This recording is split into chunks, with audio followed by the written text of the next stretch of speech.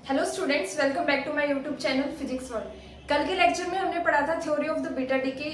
Beta decay पढ़ने के बाद हमने इसके बारे में पढ़ा था इसके टाइप्स कितने होते हैं, beta positive emission and beta negative. और उसके बाद हमने इसकी क्यू वैल्यूज पढ़ा था, क्यू वैल्यूज के बारे में पढ़ा था कि बीटा प्लस डीके के लिए इसकी क्यू वैल्यू कितनी रहती है, बीटा माइनस डीके के लिए इसकी क्यू वैल्यू कितनी रहती है, और अगर क्यू वैल्यूज न्यूक्लियर मास की फॉर्म में दे रखी है तब हमें क्या फॉर्मूला यूज करना है, और इसको एटॉमिक मास में चेंज करने के लिए हमने उसका फॉर्मूला डेरिवेशन देखा था। तो वो सब तो हमने क्या पढ़ा था, बीटा डीके की कंप्लीट थ्योरी के बारे में। उसके टाइप्स पढ़े थे, कितने टाइप्स थे। पहला टाइप कौन सा था, beta minus decay, and second type कौन सा था, बीटा प्लस डीके। अब दोनों की ही इक्वेशन को लर्न करने की हमने एक ट्रिक देखी थी कि मैंने क्या बोला था ट्रिक में कि अगर बीटा माइनस एमिशन हो रहा है तो बीटा माइनस एमिशन कैसे होगा, न्यूट्रॉन जो है वो क्या होता है प्रोटॉन में कन्वर्ट होता है, प्लस एक एमिशन करता है इलेक्ट्रॉन का, और साथ में क्या निकलता है इसका एंटी न्यूट्रॉन इसमें निकलता है। ये तो मैंने क्या बताया था, बीटा नेगेटिव। और बीटा पॉजिटिव की क्या थी कि जो प्रोटॉन है वो किस में कन्वर्ट होता है, न्यूट्रॉन में, और साथ में पॉजिट्रॉन क्या, एक पॉजिट्रॉन निकलता है और साथ में न्यूट्रिनो निकलता है। तो ये जो ये जो दो इक्वेशंस थी ये मोस्ट इंपॉर्टेंट इक्वेशंस है, क्योंकि इनमें से कभी कभार हमारे क्वेश्चन पूछ लेते हैं कि इनमें से कौन सा बीटा प्लस एमिशन है, तो आपको पता नहीं चलता ये बीटा प्लस एमिशन है कि ये बीटा प्लस एमिशन है। तो उसको पढ़ने के लिए हमने एक ट्रिक देखी थी कि अगर हमें बीटा पॉजिटिव एमिशन के बारे में पूछे और हम कंफ्यूज हो जाए कि इनमें से कौन सा बीटा पॉजिटिव एमिशन कर रहा है, तो बी पॉजिटिव यानी बीटा पॉजिटिव में क्या आ रहा है, पॉजिटिव में हमने क्या ट्रिक देखी थी, बी पॉजिटिव बीटा पॉजिटिव। ठीक है, पॉजिटिव क्या होता है, प्रोटॉन। ठीक है, तो इस इक्वेशन में प्रोटॉन ले लिया, यहाँ पे प्रोटॉन अब कन्वर्ट होगा न्यूट्रॉन में। ठीक है, इस बीटा डीके में दो ही तो चीज मेनली हम पढ़ रहे हैं कि प्रोटॉन का न्यूट्रॉन में कन्वर्जन है, न्यूट्रॉन का प्रोटॉन में कन्वर्जन है। अब हमें ये देखना है कि प्रोटॉन के साथ में पॉजिट्रॉन एमिट होता है या इलेक्ट्रॉन एमिट होता है। तो इसमें प्रोटॉन जो है ये क्या है, बीटा पॉजिटिव को शो कर रहा है, क्योंकि प्रोटॉन जो है वो कन्वर्ट हो रहा है न्यूट्रॉन में, पी से प्रोटॉन और पी से पॉजिटिव। ठीक है, तो ये कन्वर्ट होगा किसमें, न्यूट्रॉन में। अब न्यूट्रॉन में कन्वर्ट होगा तो एक प्रोटॉन नंबर को ये खो देगा। ठीक है, मतलब प्रोटॉन पे जो चार्ज है वो अपना एक चार्ज क्या कर देगा, खो देगा वो अपना चार्ज। ठीक है, तो यहाँ से इसका मतलब क्या है, पॉजिट्रॉन एमिट हो रहा है, पी से प्रोटॉन, पी से पॉजिटिव और पी से पॉजिट्रॉन। तो हमें ये देखना है कि बीटा पॉजिटिव डीके में इक्वेशन क्या हो जाएगी, प्रोटॉन जो है वो न्यूट्रॉन में कन्वर्ट होगा और ये एक पॉजिट्रॉन को एमिट करेगा, और साथ में क्या करेगा, न्यूट्रिनो। अब ये जब एमिट करेगा तो यहाँ पे दोनों के दोनों पॉजिटिव सेंस वाले पार्टिकल क्या होंगे, एमिट होंगे, क्योंकि हम बी पॉजिटिव का देख रहे हैं यानी बीटा प्लस एमिशन का देख रहे हैं। तो प्रोटॉन जो है वो पॉजिटिव सेंस में ले लिया हमने, क्योंकि इस पे चार्ज प्लस होता है, हम इसको एक ट्रिक के रूप में याद कर रहे हैं। ठीक है, तो यहाँ से देखेंगे कि दोनों के दोनों जो पॉजिटिव सेंस वाले पार्टिकल है, पॉजिटिव सेंस वाले पार्टिकल कौन है, पॉजिट्रॉन एंड न्यूट्रिनो, ये दोनों क्या होंगे, एमिट हो गए। तो ये इसकी ट्रिक हो गई याद करने की, बीटा पॉजिटिव एमिशन की। फिर हमने नेक्स्ट पढ़ा था कि न्यूट्रॉन जो है वो प्रोटॉन में कन्वर्ट होकर इलेक्ट्रॉन को एमिट करता है और साथ में क्या करता है, एंटी न्यूट्रिनो एमिट करता है। तो ये इसकी ट्रिक क्या थी कि जो न्यूट्रॉन है उसको हमने नेगेटिव सेंस पार्टिकल मान लिया। नेगेटिव सेंस कैसे, वैसे तो ये न्यूट्रल होता है, लेकिन जब इसकी हम आइसोस्पिन पार्टिकल फिजिक्स में पढ़ते हैं ना, थर्ड कंपोनेंट ऑफ आइसोस्पिन, तो उसमें इसकी प्रोटॉन को तो हम लेते हैं हाफ और न्यूट्रॉन की क्या लेते हैं, माइनस हाफ। तो इस तरीके से मैंने इसको पॉजिटिव सेंस पार्टिकल मान लिया क्योंकि इस पे चार्ज पॉजिटिव होता है, और इसको मैंने देख लिया एज ए नेगेटिव सेंस में। ठीक है, तो ये क्या करेगा, न्यूट्रॉन जब प्रोटॉन में चेंज होगा तो ये क्या करेगा, दोनों के दोनों नेगेटिव सेंस वाले पार्टिकल को क्या करेगा, एमिट करेगा। नेगेटिव सेंस वाला पार्टिकल कौन, इलेक्ट्रॉन एंड एंटी न्यूट्रिनो। ठीक है, तो इलेक्ट्रॉन के साथ में ऑलवेज क्या आता है, एंटी न्यूट्रिनो, और पॉजिट्रॉन के साथ ऑलवेज क्या आता है, न्यूट्रिनो। तो आपको अगर किसी भी इक्वेशन में दे रखा है कि इसके अंदर टाइप ऑफ डीके बताओ, तो आपको अगर दे रखा है कि यहाँ पे क्या आएगा, मान लो यहाँ पे इलेक्ट्रॉन का एमिशन दे दिया -10 और आपसे पूछा है यहाँ क्या एमिशन होगा, तो आप उसको देख के पता लगा सकते हो ना, क्योंकि आपको पता रहेगा बीटा पॉजिटिव में, बीटा नेगेटिव में प्रोटॉन के साथ में क्या एमिट होता है। तो बीटा नेगेटिव में न्यूट्रॉन जो है वो प्रोटॉन में कन्वर्ट होता है, तो नेगेटिव सेंस वाले पार्टिकल का एमिशन करेगा, यानी इलेक्ट्रॉन के साथ में ऑलवेज किसका एमिशन होगा, एंटी न्यूट्रिनो के साथ में होगा। तो यहाँ पे हम रिएक्शन को देख के बता देंगे, अगर यहाँ पे प्रोटॉन है तो रिएक्शन को देख के हम ये आइडिया लगा लेंगे कि यहाँ पे क्या आएगा, एंटी न्यूट्रिनो आएगा। फिर अगर बीटा पॉजिटिव के लिए पूछ रखा है किसी भी इक्वेशन में कि यहाँ पे आपको दे रखा हो पॉजिट्रॉन और यहाँ पे पूछे क्या आएगा, तो क्या आएगा, पॉजिट्रॉन के साथ क्या एमिशन होता है, न्यूट्रिनोज का एमिशन होता है। अब ये तो हमने किसके बारे में पढ़ लिया थोड़ा सा, बीटा पॉजिटिव और बीटा नेगेटिव एमिशन के लिए, कि यानी जब बीटा डिके होता है किसी भी रेडियो एक्टिव सब्सटेंस में से, रेडियो एक्टिव सब्सटेंस कौन से, जो न्यूक्लियाई हायर एटॉमिक मास वाले न्यूक्लियाई जब अनस्टेबल हो जाते हैं ना, तो वो क्या करते हैं अपनी स्टेबिलिटी को मेंटेन करने के लिए वो डिसइंटीग्रेट हो जाते हैं लाइटर मास न्यूक्लियाइज के अंदर, ठीक है, उसको हम क्या बोलते हैं, रेडियो एक्टिविटी। तो वो जब रेडियो एक्टिव सब्सटेंस डिसइंटीग्रेट होता है ना, तो क्या करता है साथ में साइड प्रोडक्ट्स निकालता है, या तो अल्फा पार्टिकल निकालेगा या बीटा पार्टिकल निकालेगा या गामा पार्टिकल्स निकालेगा, ठीक है। अल्फा पार्टिकल में क्या होता है, हीलियम न्यूक्लियस का बाहर निकलता है। जब रेडियो एक्टिविटी के दौरान हम पढ़ते हैं ना कि कोई भी न्यूक्लियाई अनस्टेबल होता है तो या तो अल्फा पार्टिकल बाहर निकालेगा, अल्फा पार्टिकल से क्या मतलब, हीलियम का न्यूक्लियस, ठीक है। लेकिन जब 3 टाइप के रेडियो एक्टिविटी सब्सटेंस पढ़े हैं ना हमने, रेडियो एक्टिविटी 3 टाइप से होती है और 3 टाइप के पार्टिकल्स का एमिशन करती है। पहला है अल्फा पार्टिकल्स का एमिशन, वो किससे होता है, हीलियम न्यूक्लियस बाहर निकलता है। जब भी कोई न्यूक्लियस अनस्टेबल होगा तो वो हीलियम का न्यूक्लियस बाहर निकालेगा। सेकंड है बीटा डीके, बीटा डीके में क्या होता है कि जब भी कोई रेडियो एक्टिव सब्सटेंस डिसइंटीग्रेट होता है ना लाइटर मास न्यूक्लियस में, तो साथ में एक साइड प्रोडक्ट निकालता है, यानी बीटा पार्टिकल्स का एमिशन करता है।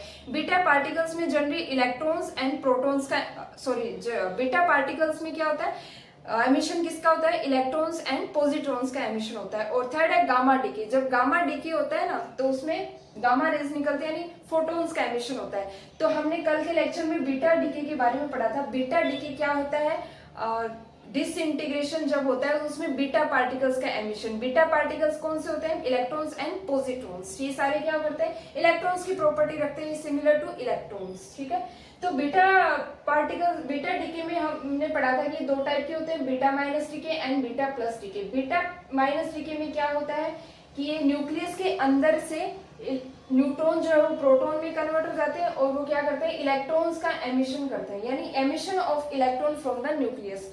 तो ये हमने कल बहुत अच्छे से इसको एक्सप्लेन किया था कि इनसाइड द न्यूक्लियस ही क्यों एमिशन होता है, इनका आउटर मोस्ट वाले से क्यों नहीं होता। क्यों होता है, क्योंकि जब भी एक रेडियो एक्टिव सब्सटेंस उसका न्यूक्लियस है, उसके अंदर अगर नंबर ऑफ न्यूट्रॉन्स ज्यादा है तो वो क्या करता है, अनस्टेबल हो जाता है। और फिर अगर उसके अंदर नंबर ऑफ प्रोटॉन्स ज्यादा है तो भी वो अनस्टेबल होता है। तो अपनी स्टेबिलिटी को मेंटेन करने के लिए वो क्या करता है, जितने नंबर ऑफ न्यूट्रॉन्स ज्यादा है वो क्या करते हैं, अपने प्रोटॉन्स में कन्वर्जन करने की कोशिश करता है खुद को, यानी अपना एक न्यूट्रॉन नंबर खो के वो प्रोटॉन्स नंबर में एक की क्या करता है, इंक्रीमेंट करता है, ठीक है।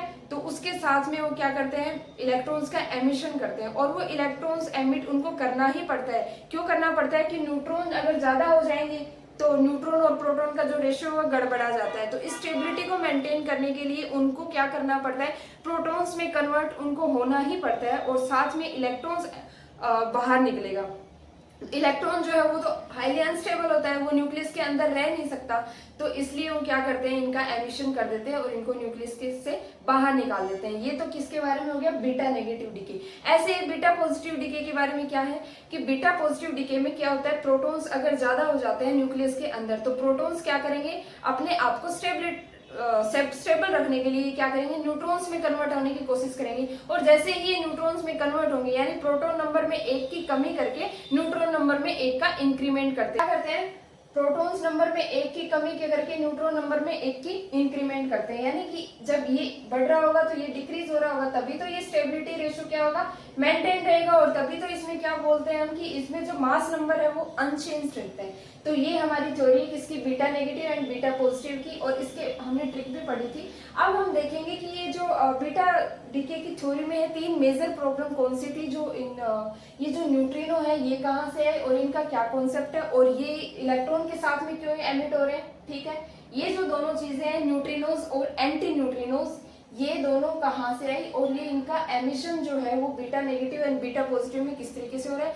न्यूट्रिनोज की हमें जरूरत क्यों पड़ी और ये न्यूट्रिनोज कॉन्सेप्ट कहाँ से आया। तो पहले हमें वो 3 मेजर प्रॉब्लम देखनी है बीटा डीके में कि ये 3 मेजर प्रॉब्लम क्या आ रही थी जो बीटा डीके इनको सोल्व नहीं कर पा रहा था, ठीक है। तो चलिए देखते हैं न्यूट्रिनोज हाइपोथेसिस के बारे में। 3 मेजर कंजर्वेशन लॉज हैं जो बीटा डीके एक्सप्लेन नहीं कर पा रहा था बीटा डीके थ्योरी में। तो वो पहला कौन सा है, कंजर्वेशन ऑफ एनर्जी, सेकंड है conservation of angular momentum and conservation of linear momentum. ये जो तीनों चीजें हैं कंजर्वेशन लॉज हैं, ये बीटा डीके की थ्योरी से एक्सप्लेन नहीं हो पा रहे थे। इनकी वजह से हमें एक कॉन्सेप्ट लाना पड़ा, न्यूट्रिनोज हाइपोथेसिस। तो वन बाय वन चलिए कंजर्वेशन लॉज को देखते हैं कि ये बीटा डीके थ्योरी से कैसे एक्सप्लेन नहीं हो पाए थे। तो फर्स्ट वन है कंजर्वेशन ऑफ एनर्जी। तो ये मैंने एक कर्व ड्रॉ किया है, अभी बताते हैं इसकी क्या थ्योरी है। तो हमने जब थ्योरेटिकली एनर्जी देखी इसकी, कोई भी जैसे बीटा एमिशन हो रहा है ना, बीटा माइनस और बीटा पॉजिटिव एमिशन, तो इसमें कोई भी एक रिएक्शन के लिए हमने एनर्जी निकाली, तो एनर्जी की कोई एक पर्टिकुलर वैल्यू मिली हमें, ठीक है। यानी जो दोनों इक्वेशन थी ना बीटा माइनस और बीटा पॉजिटिव डीके के लिए, इसके लिए मैंने कोई भी एक रिएक्शन उठा ली, उसकी मैंने थ्योरेटिकली उसकी एनर्जी निकाली, वो मेरे को कुछ ना कुछ पर्टिकुलर वैल्यू मिल गई कि हाँ मुझे पता चल गया इसकी जो वैल्यू है वो इतनी है, ठीक है। एक्सपेरिमेंटली वो यहाँ मिली इस पे, इस क्यू बी पॉइंट पे कि ये इतनी जो है मैक्सिमम उसकी एनर्जी यहाँ तक है, ये है इसकी मैक्सिमम एनर्जी। और वो हमने कैसे निकाली, इसके मास इफेक्ट से। हमने क्या बोला था कि आइंस्टाइन मास एनर्जी रिलेशन से जो एनर्जी है वो क्या कर रही है, मास में कन्वर्ट हो रही है, मास एनर्जी में कन्वर्ट हो रहा है। फिर हमने इसकी क्यू वैल्यूज निकाली, उससे हमें पता चल गया ठीक है जो एनर्जी है रिएक्शन को स्टार्ट करने के लिए वो कितनी चाहिए और कितनी अमाउंट ऑफ एनर्जी हमें उसको एडिशनली देनी है ताकि रिएक्शन स्टार्ट हो। फिर वो बोला था क्यू वैल्यू अगर नेगेटिव है पॉजिटिव है, तो वो सब आपको मैंने एक्सप्लेन कर दिया था प्रीवियस लेक्चर्स में, ठीक है। तो उसके बारे में आप देखना चाहते हो तो मेरे पिछले लेक्चर्स में देख सकते हैं आप। तो ये जो है ये एनर्जी कंजर्वेशन क्यों नहीं हो रहा था वो देखते हैं। मैंने कोई भी एक रिएक्शन उठा ली बीटा माइनस की या फिर बीटा पॉजिटिव की, उसकी मैंने एक थ्योरेटिकली बता दी कि इसकी जो एनर्जी है एक पर्टिकुलर वैल्यू मिल रही है, यानी कोई भी किसी भी पॉइंट पे उसकी जो पर्टिकुलर एनर्जी मुझे मिल गई वो एक मिल गई, यानी इस यहाँ पे कुछ ना कुछ उसकी एनर्जी मिल गई जो कि क्या थी, मैक्सिमम थी। फिर मैंने ये तो थ्योरेटिकली बता दिया, फिर मैंने इसको एक्सपेरिमेंटली देखा। एक्सपेरिमेंटली एक बार देखा अलग आई, दूसरी बार देखा अलग आई, तीसरी बार देखा तो भी अलग आई, यानी एक पर्टिकुलर वैल्यू मुझे नहीं मिल रही थी उसकी। तो मैंने इस एक्सपेरिमेंट को क्या किया, बार बार परफॉर्म करना चालू किया। तो मैंने क्या देखा कि ये जो एनर्जी है वो वेरी कर रही है, लेकिन काइनेटिक एनर्जी तो मोनोटोनिक होती है ना नेचर में, वो तो काइनेटिक एनर्जी थ्योरेटिकली तो हमें एक ही वैल्यू दे रही थी, लेकिन एक्सपेरिमेंटली क्या है वो अलग अलग दे रही थी। तो होना तो ऐसा चाहिए ना कि एनर्जी तो सेम रहनी चाहिए एनर्जी कंजर्वेशन से। Energy can neither be created nor be destroyed, it can be only transfer from one point two another, ठीक है। ऐसा ही तो हम पढ़ते हैं, तो एनर्जी तो सेम रहना चाहिए ना, एनर्जी कंजर्व होनी चाहिए। लेकिन एक्सपेरिमेंट से हमने क्या देखा कि वो जो एनर्जी है वो बार बार हर पॉइंट पे क्या कर रही थी, वेरी कर रही थी। तो यहाँ से जो एनर्जी है वो कंजर्व नहीं हो पा रही थी। एनर्जी तो कंजर्व होना जरूरी है ना किसी भी रिएक्शन के लिए। तो ये वो जो एनर्जी को देख के, उसका वेरिएशन देख के मैंने ये कर्व ड्रॉ किया। एक्सपेरिमेंट्स जब हुए थे तो उन्होंने एक कर्व ड्रॉ किया और देखा कि जो एक्सपेरिमेंटली है जो वैल्यू इस क्यू बी पॉइंट पे क्या आ रही थी, एक फिक्स्ड वैल्यू दे रही थी, ठीक है। ये तो क्या है थ्योरेटिकली, सॉरी, इस थ्योरेटिकली क्या हुआ, इस क्यू बी पॉइंट पे उसकी जो एनर्जी है वो मैक्सिमम मिल रही थी और एक पर्टिकुलर वैल्यू मिल रही थी। लेकिन जब एक्सपेरिमेंट्स हुए, बार बार हमने उसको एक्सपेरिमेंट से देखा तो पाया कि यहाँ पे इस पॉइंट पे जाके कुछ एनर्जी अलग है, फिर इस पॉइंट पे कुछ एनर्जी अलग है, कुछ है। तो उनका एवरेज मान लिया मैंने यहाँ पे, उन सभी एक्सपेरिमेंट्स का मैंने क्या किया, एवरेज ले ली, वैल्यू ले ली कि यहाँ पे इस पॉइंट पे लगभग हमें बार बार एक्सपेरिमेंट्स करने से कुछ एनर्जी है इस पॉइंट पे सेम मिल रही है, ठीक है। तो मैंने ये इसको पी पॉइंट मान लिया। इस पी पॉइंट पे जो एनर्जी है वो क्या है, इतनी मिल रही है, इतनी पर्टिकुलर उसकी वैल्यू मिल रही है।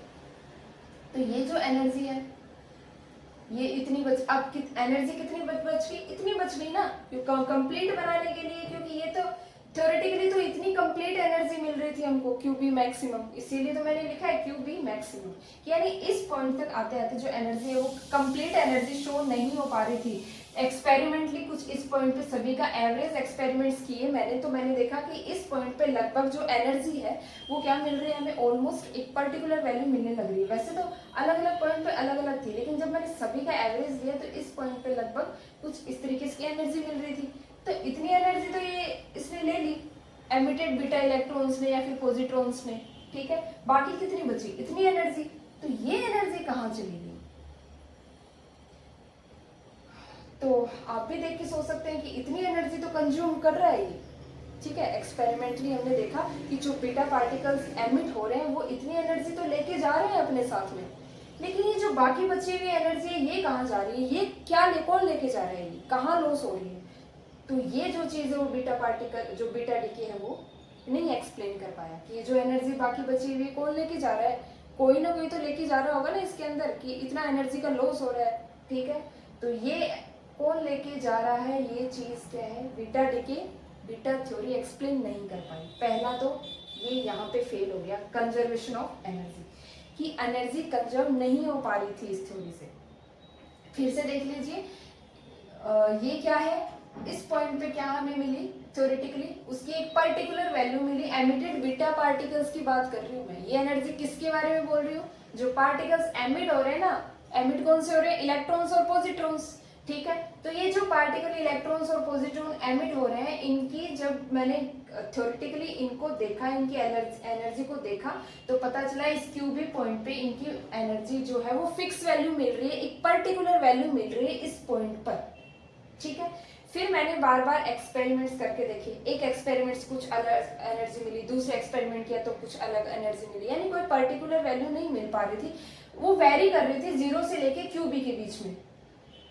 इस कर्व के बीच में वो जो एनर्जी है वो इस तरीके से वैरी कर रही थी, इस पॉइंट पे कुछ हो रहा है, इस पॉइंट पे कुछ हो रहा है, इस पॉइंट पे कुछ हो रहा है। तो बार बार एक्सपेरिमेंट्स करने से मैंने उनकी एवरेज वैल्यू ले ली कि इस पी पॉइंट पे इसकी इतनी एनर्जी मिल रही है लगभग, तो इतनी एनर्जी तो ये जो एमिटेड बीटा पार्टिकल्स वो लेके चले गए, लेकिन बची कितनी, थ्योरेटिकल माइनस एक्सपेरिमेंटल। यही तो देखते हैं कि जो वो डिफेक्ट आ रहा है उस एनर्जी के अंदर, वो कौन लेके जा रहा है। जैसे हमने मास डिफेक्ट में देखा था ना कि वो मास है वो कैसे वेरी कर रहे हैं, तो वैसे ही ये जो इतना डिफेक्ट आ रहा है, ये एनर्जी जा कहाँ रही है, बच गई इतनी एनर्जी, इलेक्ट्रॉन्स जो एमिटेड इलेक्ट्रॉन्स वो इतनी एनर्जी लेके जा रहे हैं, इतनी एनर्जी बच रही है। तो ये क्वेश्चन उस टाइम में अराइज हुआ लोगों के मन में कि ये एक्स्ट्रा एनर्जी कहाँ जा रही है, एनर्जी का लॉस कहाँ हो रहा है। तो ये एनर्जी कंजर्व नहीं कर पाया, इस बात को ये एक्सप्लेन नहीं कर पाया बीटा थ्योरी, ठीक है। तो पहला तो फेलियर यही हो गया। सेकंड क्या है, कंजर्वेशन ऑफ एंगुलर मोमेंटम, कि एंगुलर मोमेंटम कंजर्व कैसे नहीं हो रहा था, वो देखते हैं। अब देखते हैं कंजर्वेशन ऑफ एंगुलर मोमेंटम। अब ये जो मैंने इक्वेशन लिखी है कि न्यूट्रॉन जो है वो क्या हो रहा है, प्रोटॉन में कन्वर्ट हो रहा है और इलेक्ट्रॉन्स का क्या कर रहा है, एमिशन कर रहा है, ये थ्योरी है, ये जो मेन इक्वेशन है।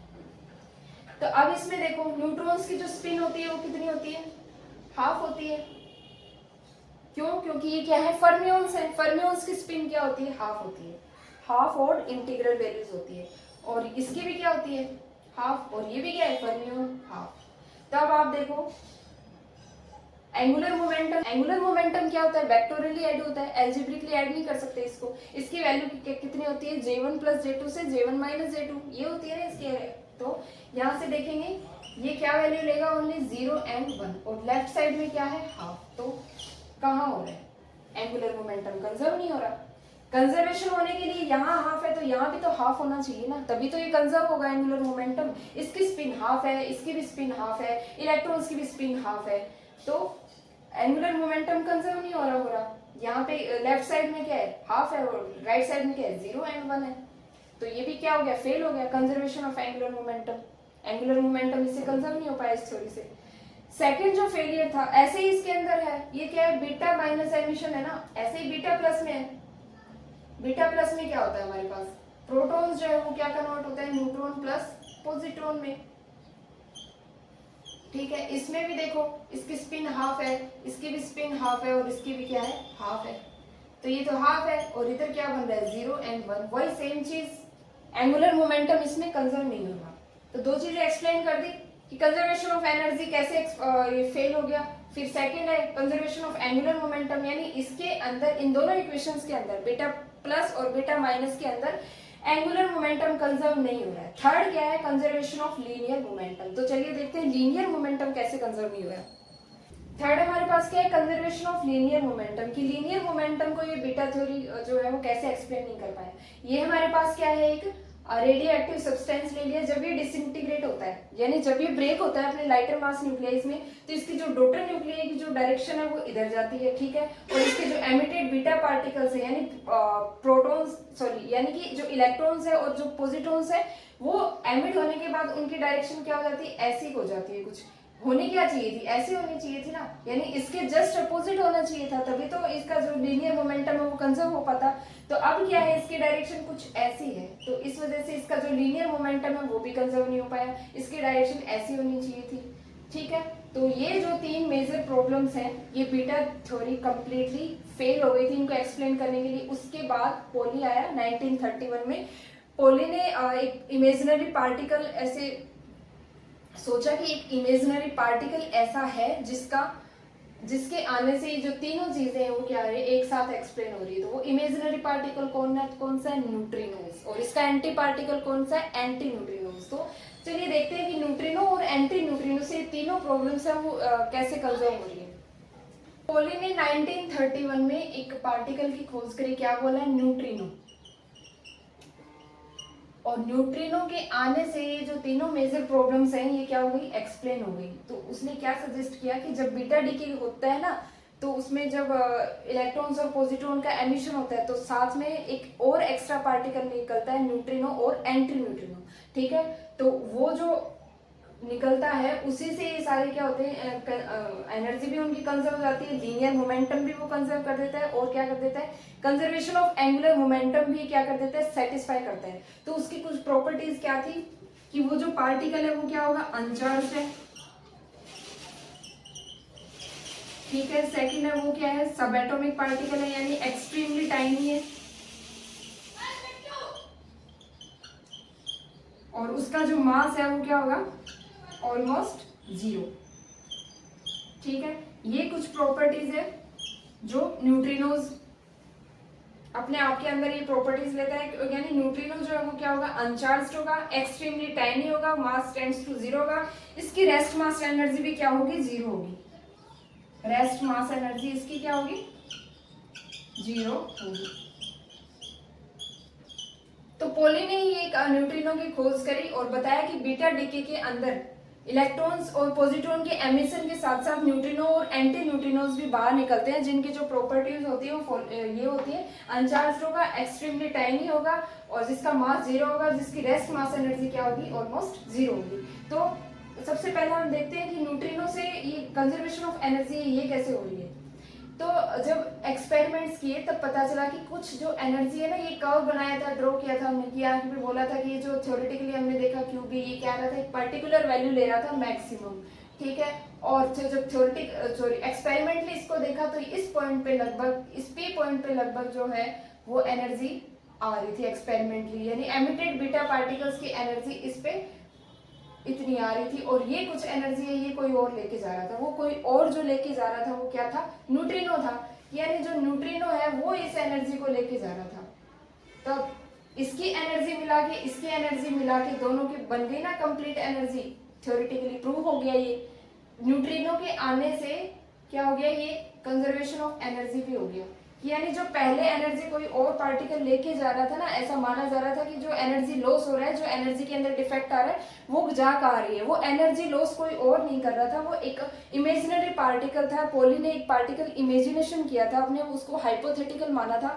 तो वो जो हाइपोथेटिकल पार्टिकल है वो कोई और नहीं है, वो न्यूट्रिनो या एंटी न्यूट्रिनो है, जो इस एनर्जी को लेके जा रहा था। और इन दोनों की एनर्जी को मिला के जो कंबाइंड की एनर्जी है वो थ्योरेटिकली प्रूव हो गई थी। ठीक है, कि पहले एक्सपेरिमेंटली इतनी थी, फिर ये एनर्जी लॉस है वो क्या है, एंटी न्यूट्रिनो लेके जा रहा है, तो दोनों को मिला के जो इतनी एनर्जी थी वो इसने ले ली।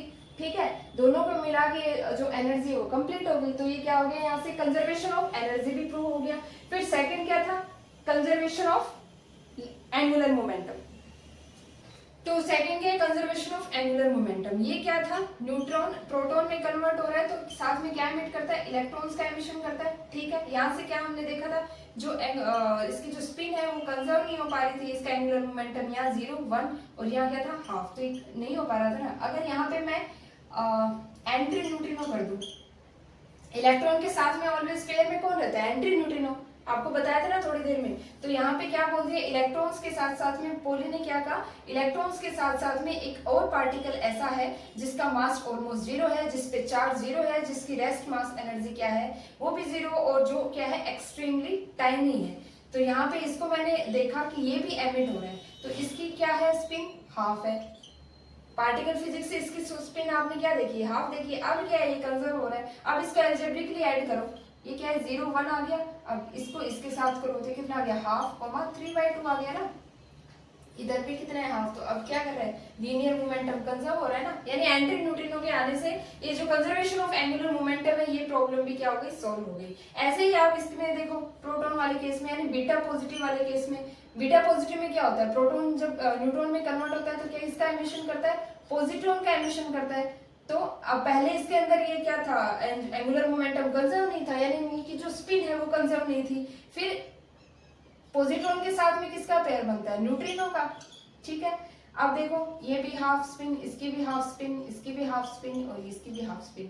इन दोनों को देखो वेक्टोरिकली ऐड करो, 0,1 भर रहा है। अब इनको करो, कितना आ गया, 1/2 एंड 3/2। तो लेफ्ट एंड राइट साइड में क्या हो रहा है, एंगुलर मोमेंटम ये भी यहाँ से क्या हो रहा है, कंजर्व हो रहा है। यानी न्यूट्रिनो के आने से दो मेजर प्रॉब्लम तो हमने देख ली कि कैसे सोल्व हो रही है। न्यूट्रिनो की जो ये कुछ प्रॉपर्टीज है ये हमें ध्यान में रखनी है कि इसका जो चार्ज है वो इसमें, इसके अंदर कोई चार्ज नहीं होता, ये बहुत एक्सट्रीमली टाइनी होता है क्योंकि ये एक एलिमेंट्री पार्टिकल है। और ये भी क्या है, फर्मियोन है। फर्मियोन है तो हमने पार्टिकल फिजिक्स में पढ़ा था कि इसकी जो स्पिन है वो क्या होगी, हाफ होगी। और इसका जो एक पार्टिकल है तो ऑब्वियसली जैसे इलेक्ट्रॉन का पार्टिकल एंटी पार्टिकल है, तो इसका पार्टिकल है न्यूट्रिनो, तो इसका एंटी पार्टिकल एंटी न्यूट्रिनो। तो इस रिएक्शन में आप देखेंगे कि जब न्यूट्रॉन प्रोटॉन में न्यूट्रॉन जब प्रोटॉन में चेंज होता है तो इलेक्ट्रॉन्स का एमिशन करता है और नेगेटिव सेंस वाला पार्टिकल बाहर निकालता है। नेगेटिव सेंस वाला पार्टिकल कौन सा है, इलेक्ट्रॉन और एंटी न्यूट्रिनो। जब भी इलेक्ट्रॉन आता है तो उसके साथ में एमिशन किसका होगा, एंटी न्यूट्रिनो। ये हमें याद रखना है, ठीक है। और आपको वो कैसे याद रखना है, मैंने आपको ट्रिक भी बता दी, beta negative and B positive वाले, B negative and B positive, ठीक है। तो यहाँ से हमने पार्टिकल फिजिक्स से देखी इसकी जो स्पिन होती है वो क्या होती है, एंटी न्यूट्रिनो की क्या होती है, -½ और उसके पार्टिकल के लिए +½ तो यहाँ से देखा कि जो पहले दिक्कत आ रही थी एंगुलर मोमेंटम के कंजर्वेशन में, इस एंटी न्यूट्रिनो और न्यूट्रिनो कॉन्सेप्ट के आने के बाद ये जो कंजर्वेशन ऑफ एंगुलर मोमेंटम है ये भी सोल्व हो गई। यानी जो लेफ्ट साइड का एंगुलर मोमेंटम है वो क्या रहा है, राइट साइड के एंगुलर मोमेंटम से कंजर्व हो रहा है। तो ये जो दो चीजें हैं ये तो एक्सप्लेन हो गई। अब थर्ड देखते हैं, कंजर्वेशन ऑफ लीनियर मोमेंटम, यानी लीनियर मोमेंटम इस न्यूट्रिनो हाइपोथेसिस से कैसे रिजॉल्व हो रहा है। कंजर्वेशन ऑफ लीनियर मोमेंटम,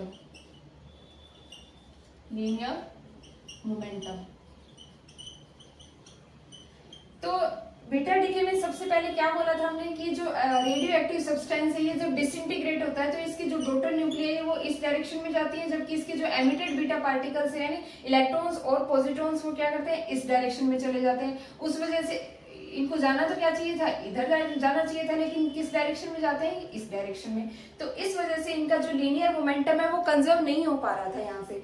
लेकिन जब ये जो न्यूट्रिनो कॉन्सेप्ट आया तो यहाँ से हमने देखा कि जो थर्ड पार्टिकल एक और जो एमिट हो रहा है ना इसके अंदर, सॉरी जो सेकंड पार्टिकल जो एमिट हो रहा है इलेक्ट्रॉन या फिर पॉजिट्रॉन के साथ साथ में न्यूट्रिनोज और एंटी न्यूट्रिनोज वो क्या करते हैं, इस डायरेक्शन में एमिट होते हैं, इस डायरेक्शन में चले जाते हैं। इनके एंगुलर मोमेंटम को कंजर्व कराने के लिए हमने ये हाइपोथेटिकली देखा है कि ये पॉली के हाइपोथेटिकल लॉ के अनुसार, यानी जो उसने परिकल्पना की है न्यूट्रिनोज और एंटी न्यूट्रिनोज, उसके अकॉर्डिंग हमने क्या देखा है कि जो सेकंड पार्टिकल एमिट हो रहा है यानी न्यूट्रिनोज और एंटी न्यूट्रिनोज वो इस डायरेक्शन में चले जाते हैं।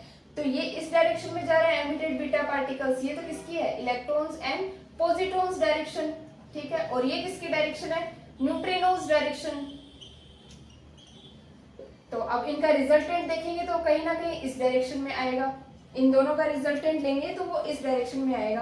तो अब ये इस डायरेक्शन में हो गया डॉटर न्यूक्लियस और ये एमिटेड, इनका दोनों का रिजल्टेंट इस डायरेक्शन में हो गया। तो हो गया ना यहाँ से angular moment sorry linear momentum conserve, ठीक है।